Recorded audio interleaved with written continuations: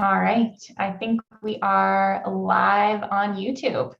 Awesome. Hi, everyone. Thanks for joining us for another live BBC session. We're excited to have you here today. Today, we're chatting all about setting client expectations for success, which is a topic that I always feel really excited about because it can be such a powerful transformation in your business when you implement some of these strategies.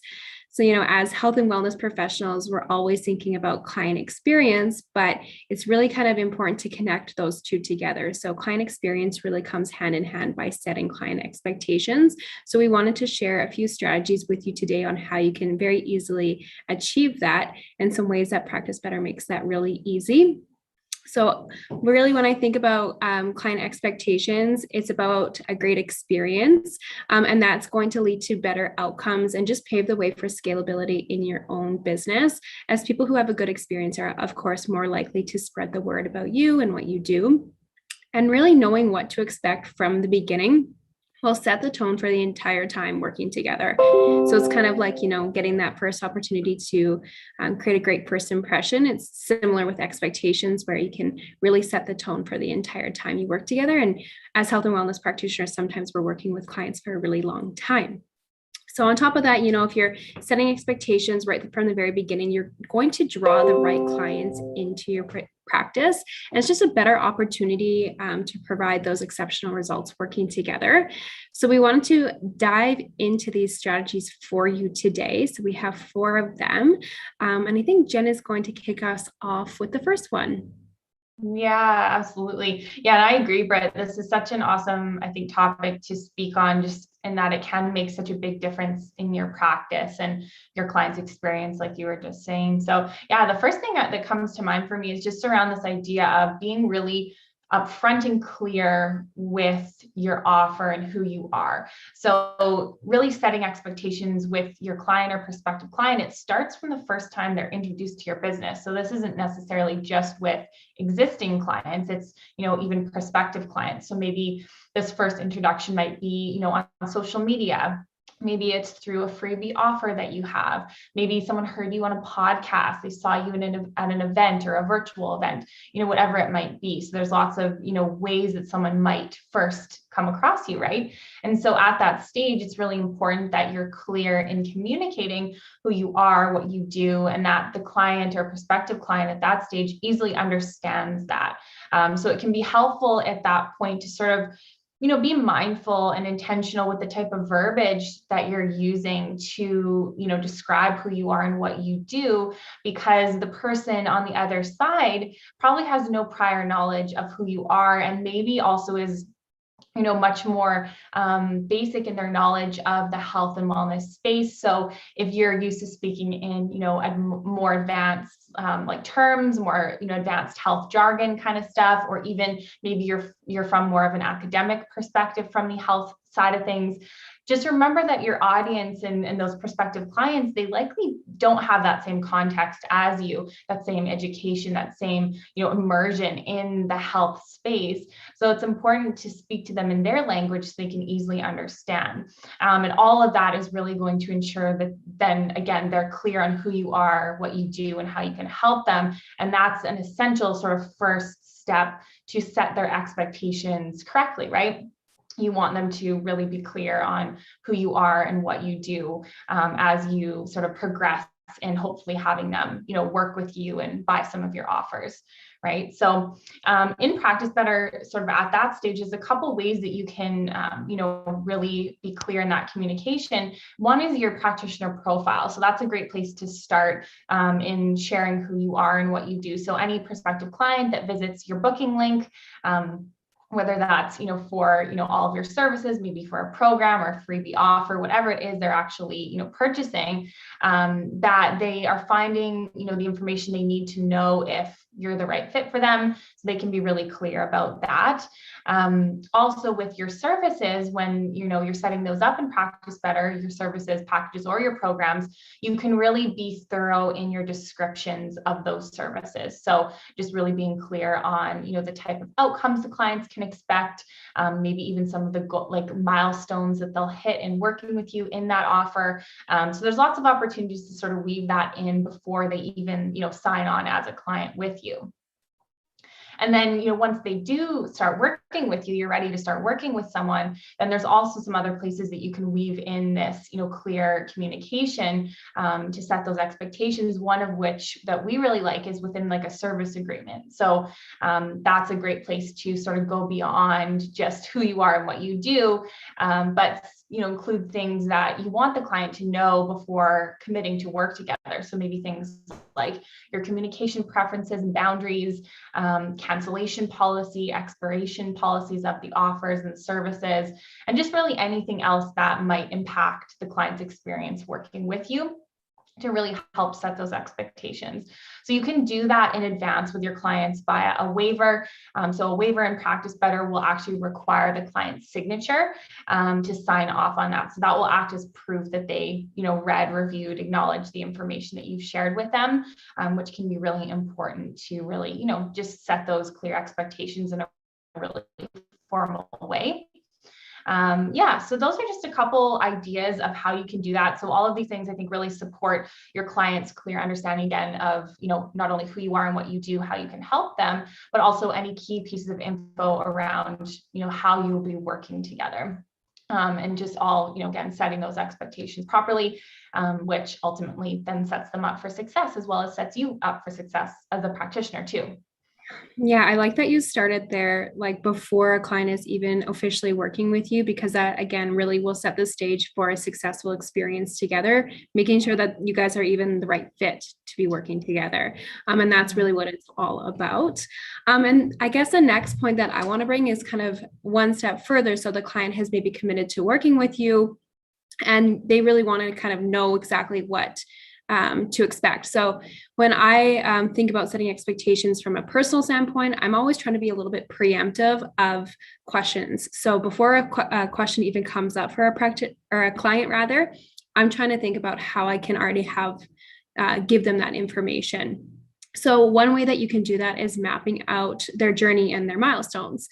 So everyone is unique, of course. We all have our unique offering and our own workflow. And as such, it can never be assumed that a client is really just going to automatically know what to expect when working with you, even if maybe they've already worked with somebody of your designation. So maybe as a nutritionist or a health coach, they've worked with somebody in the past. Even if that's the case, I think you should treat everyone like they're kind of stepping into this for the first time. And I think it's really important throughout this whole journey working with your client to be very transparent and honest about things like timelines and the types of transformation you can offer, what's in your scope of practice and what's not, because this health and wellness space, it's big and there's lots of different professionals who do different things. And it's very important to kind of, I guess, own what you do and be very honest and upfront about that, so that the client is not kind of under some false impression about the type of transformation that you can provide, and then unfortunately getting disappointed when ultimately that's not what you do. So yeah, just kind of keeping in mind that it can be really unfortunately easy to unintentionally underdeliver what the client expects for you if you're not preemptive to first set proper expectations. So yeah, it was just kind of my rule of thumb when working with clients that I was always trying to be one step ahead of their questions so that they didn't have that opportunity to kind of come up with their own assumptions. And once they, came up with those assumptions and their own expectations of what they thought they should be expecting, that just really opened up the chance for misaligned expectations and, a little bit more room for potential disappointment or things to go in a not so great direction. So yeah, one step ahead of your client is great. And you can kind of do that by mapping out their journey with each milestone and what they can anticipate along the way. So, if you're working with packages and you've got a bundling of an initial consultation, several follow-up sessions and things along the way, what's that timeline over that, say, 3 to 6 months or even longer going to look like for your client? How often are they going to be having appointments? When are they going to start seeing some of the changes that you're implementing? We know as health and wellness practitioners that change doesn't happen overnight, and it's really important that we set that expectation with our clients as soon as possible. So mapping out the journey can really help with that. And then there's lots of places within Practice Better that you can actually share this with your client, but I really like the idea of putting that in your document folder, which will allow clients to easily reference this information whenever they need a refresh. And again, just mitigating that need to ask questions and repetitively field those questions, right, as a practitioner. So that's going to save you time ultimately too, when your clients are just seeking out some clarity on your process. Yeah, that's a really great point, Britt. Yeah, and I love the idea of sort of mapping out the client journey and having those milestones. I think that's just such an effective way to, like you were saying, sort of get in front of any potential misalignment. So love that one. And I just put a comment into our live chat. I see we have a couple of people joining us live, and just would love to hear from you before I move on to the next point. What has stuck out to you most so far? So what is your biggest takeaway on this idea of setting client expectations for success? So just let us know in the chat, and anyone who's watching the replay even, feel free to put that in the chat below as well. We just love to hear sort of where you're at with things. But yeah, while we're waiting for that, I just wanted to talk about sort of the next thing on my mind, which sort of follows Britt's point of mapping out the client journey, which is setting goals. And so setting goals with your client, it's not only a great way to promote accountability with your clients, as most of us know, but it's a good strategy to help set expectations too, right? So, working together to set goals ensures you're in alignment with where your client should be spending their time and efforts. But then in turn, setting those goals, it makes the journey more efficient. In working together, the client will have direction, understand what needs to be accomplished, and that will benefit you as well, because then you'll know exactly how to support them along the way, right? And it's really clear sort of what goal you're working toward with the client, and you'll know sort of what they're expecting of you as well. So it's just really, open, and, everybody knows where they're at, where they're going, and it just creates this nice framework for your work together. So in Practice Better, a good strategy to keep top of mind with goals is to utilize the tasks feature in Practice Better. So this is where you can actually set a task for your client. You can include a due date. You can even provide like a time estimate of how long you think it will take for the client to complete that specific task. To further set those expectations, we love that little field in the task feature. And then, certain goals that you're working with your client on, they may be ongoing for them, right? So you can even set up those tasks to automatically recur at whatever your desired frequency is. So maybe that's daily, weekly, monthly. So maybe you want them to, be continuously working towards a mindfulness practice, or, working with them on their food and that kind of thing. So maybe it's to do with their journal entries.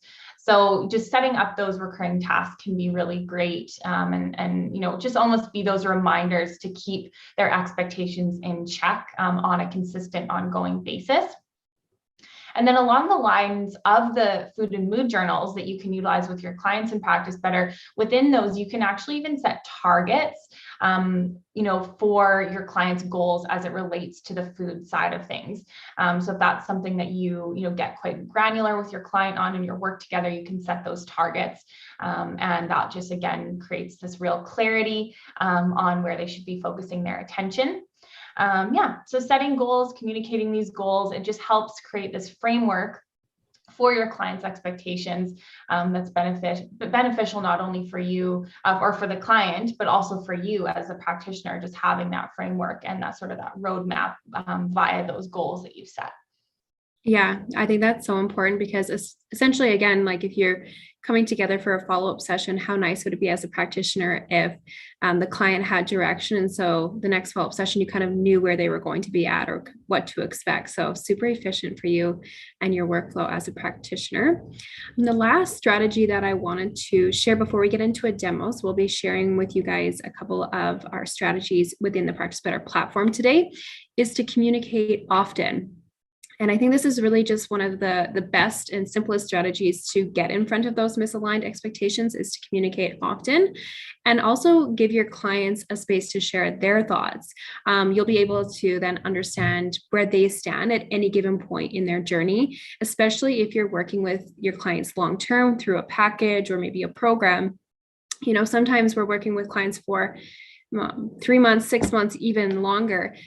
They're going to evolve as their time working with you progresses. So their expectations may shift too about what kind of transformation they're hoping for, or what kind of, they're hoping from you as a practitioner. So regular touch points are just a great way to remind clients about, what's next, what they can expect, what you are kind of bringing forward to the table on your end, and just ensure that essentially you're both on the same page. I think, like, kind of to my last point, to get preemptive and be ahead of your clients, this is another way of kind of doing that. But if you go too silent or too long in between communications, it just allows this room for the clients to start kind of coming up with their own narrative and their own assumptions about what should be coming up next or what they think they should expect. So it's kind of that similar idea of being preemptive by communicating often. Unfortunately, in Practice Better, there's just so many ways to stay in regular contact with your client, including ways to automate your outreach. So that just saves you, again, so much time, which is obviously always a running theme with us at Practice Better. One of my favorite ways to do so is broadcast messages, because they're a great way to send a personalized message to more than one client at a time. So the message itself goes out to each individual client, but you can schedule it to go out to multiple at once and still keep it feeling really personal. Or what you could do is consider something like an automated check-in form. And this could go out before a session to act as a touch point.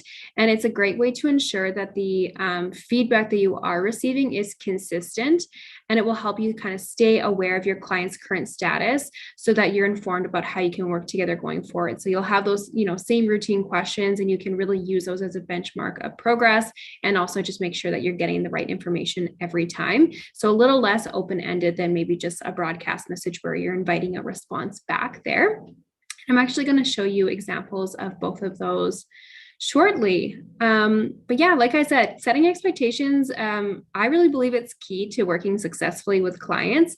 I've noticed such a transformation working with clients when I am kind of doing my due diligence and being really intentional about the communication that goes out, and thinking about things from the client's perspective of, recognizing that they're not the practitioner. So their context and their awareness about what I do is, not the same. It's so easy to get kind of stuck in your bubble when you're interacting with your colleagues and you're coming from your, academic background and all of that. So Jen, I don't know if you have any kind of last bits to add before we jump into our demo.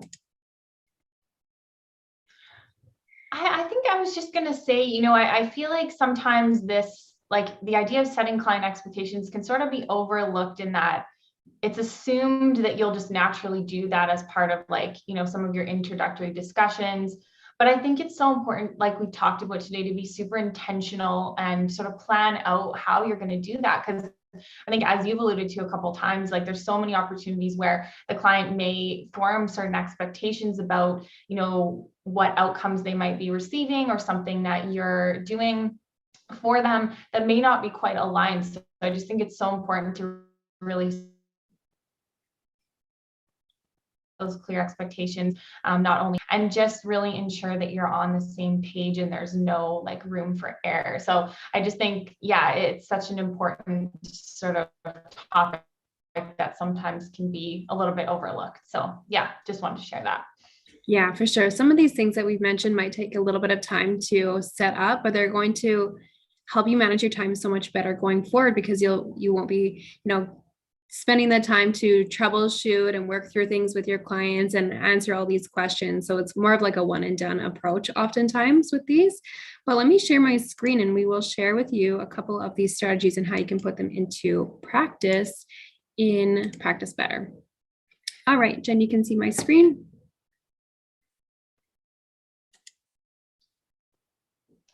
Yeah, sorry, I was muted. Yes, it looks great.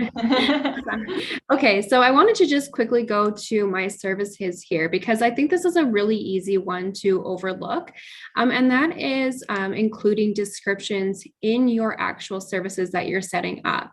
So, it can be really easy to just kind of put the bare minimum in there, thinking that you just need to get across what it is, but taking a little bit more in time to be very intentional about the type of information that you're including in these descriptions can really set the tone for drawing the right people into your practice and setting those expectations from the very beginning. So details about what the actual service is, but also information about, what does it look like to work with you? What will the sessions involve? What kind of support can they anticipate? All of these details can really help a client make a decision, but also, again, as we're talking about today, set those expectations. So there is a 2,000 character limit, but you can see within that, I've been able to write a very thorough description that gives the client a really detailed look at what that package actually entails. So again, this is something that could be so easy to kind of overlook, but could make all the difference when you're actually working with your client. So really make sure that you're considering what you can put here to be one of those first touch points with your clients as they're learning about you and your practice. The next thing that I wanted to touch on is that within Practice Better, you do have the option of adding in different terms and conditions. So this is something that as the practitioner, you'll create and set up according to your practice and what that means for you. So you can see here that I have a few different terms and conditions that I've set up. And I want the cancellation policy to be a part of this as, again, a strategy to set expectations properly. So I've included that there. And then again, one thing that you will see when you're setting up any kind of service, whether that's an individual service or a package, is how you actually want to display your fee. So there's a couple of different strategies in the practitioner space about the best way to present the investment involved with working with you. But, if it is a goal of yours to be very transparent and set expectations with your clients, then you have the option of displaying this fee, or some people will choose to hide it. But again, if we're being transparent, this is a really nice way of having that option to display that fee so that people know very quickly what the investment looks like working with you. And again, you can make sure that you're drawing the right clients in who are willing to make that investment. Okay, so that is just one thing that I wanted to share with you just to kind of kick this off, not to overlook some of these more basic features within Practice Better because they can really make all the difference. And the next thing that I wanted to share with you as that saves is actually getting a little bit deeper into some of the information that maybe is not directly tied to any service, but more so your general practice. So I'm going to go over to my documents section here. And we talked about including kind of different pieces of information, different resources that are going to help inform the client as they start working with you. So I've included this document here. So it's an FAQ that I have shared with all of my clients. So you can see that I've shared it with the little icon with the people there. And I'm going to click into this just to give you an example. This is just for the purpose of our demo today. But this is a PDF that my clients can reference with some kind of maybe questions that will come up that they want to know the information to without having to necessarily ask. So I've included this again, all preemptively so that my clients have this information. And then if they ever find themselves in this situation, they have a place that they can go back to reference and really know what steps they need to take. So this will look different for you depending on what your practice is and the types of questions that you find that you're fielding most often. But if you are getting regular questions from your clients about what it looks like to work with you or certain things within your practice, start to compile that and then create a reference for your clients and just stick it in your documents and they can come back to it anytime. If you have something that's more client specific, you can actually put that within their folder. So I'm going to go to Mary Smith's folder here. And I like to think that all of these documents, for the most part, help set expectations. This is, again, a place that Mary can come back and easily reference anytime she needs a refresher. but you can see that I've got a few different resources here for her, one of which includes that roadmap here. So this is just, again, they've purchased the package where they saw that description up front, but maybe they want a refresher about what they actually got and the details of what that includes. So here I've got, again, some quick highlights and then a really comprehensive look at what that package entails. And you can get really granular to say that, your follow-up sessions are going to take place roughly every 2 weeks apart from each other. And start to map out what that journey looks like. You could create a really nice visual, say in Canva or something, and actually come up with a timeline and make it really kind of visually engaging for your client too. So lots of ways that you can get nice and creative with that as well.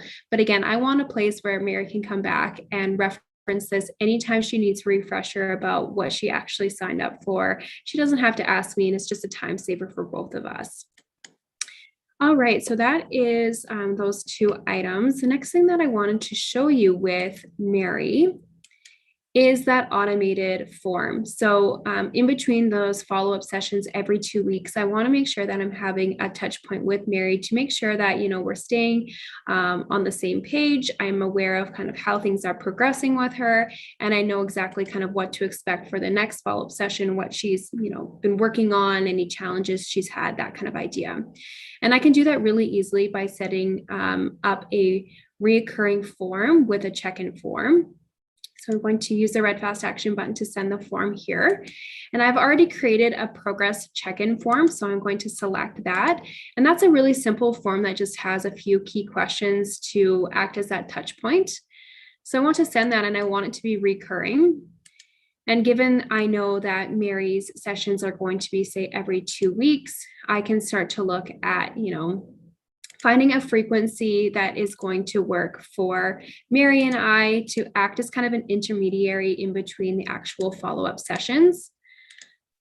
So every 2 weeks, she'll get this in between her follow-up sessions. And now I don't have to think about it. I'm going to be routinely collecting that same information that's going to help make sure that we're on the same page, so that with the next follow-up session, I can use that to inform our conversation and our strategy going forward. I can take a look at my schedule just to make sure that the dates line up as I want them to, and then confirm and send. And then I have now my follow-up taken care of for the kind of entire duration of working with Mary, which is nice and simple and easy. I don't have to think about it. So that's one way. If you wanted to try a different strategy of checking in with your client and having that regular touch point, one feature that I really love is broadcast messages.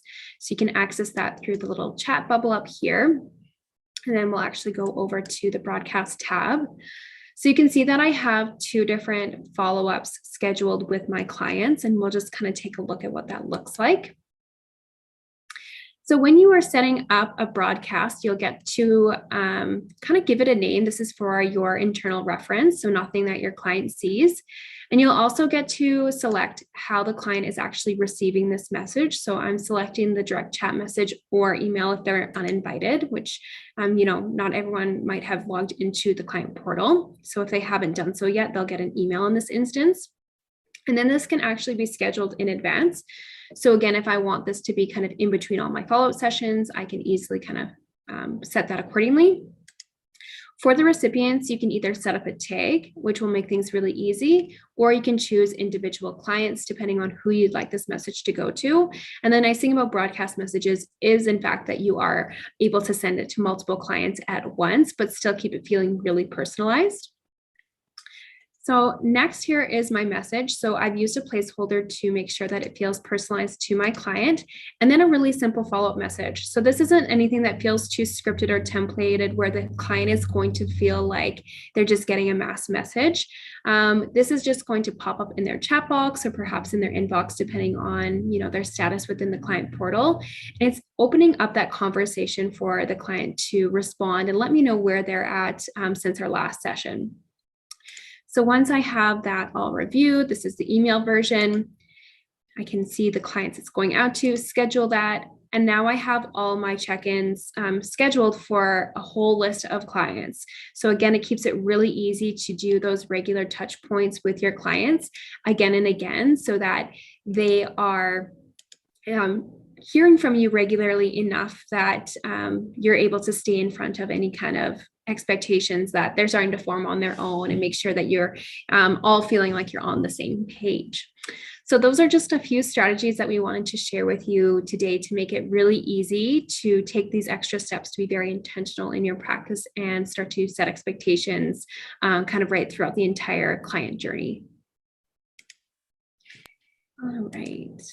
Awesome. That was great, Britt. I think such a nice way to sort of see how some of those strategies can actually come into play in the Practice Better platform. And as everyone can see who's tuning in, there's lots of ways to do that. And not only, you know, have those communications clear from the get-go with your client, maybe in your service agreement or cancellation policy like Britt showed, but also within your service details, and then just maintaining that consistent communication with a couple of those features. So yeah, I think that was really great. And yeah, anyone joining us, let us know once again, now that we've sort of shared a few more strategies and showed the platform, what your biggest takeaways are, what you're excited to utilize in Practice Better. Maybe there's a new idea you heard today, so let us know below. And if you do have any questions about anything we shared today too within the platform, you can always reach out to our customer support team at help@practicebetter.io, and we would be really happy to help you and connect with you on that. Awesome. Thanks for joining us, everyone. And I think we will sign off and catch you on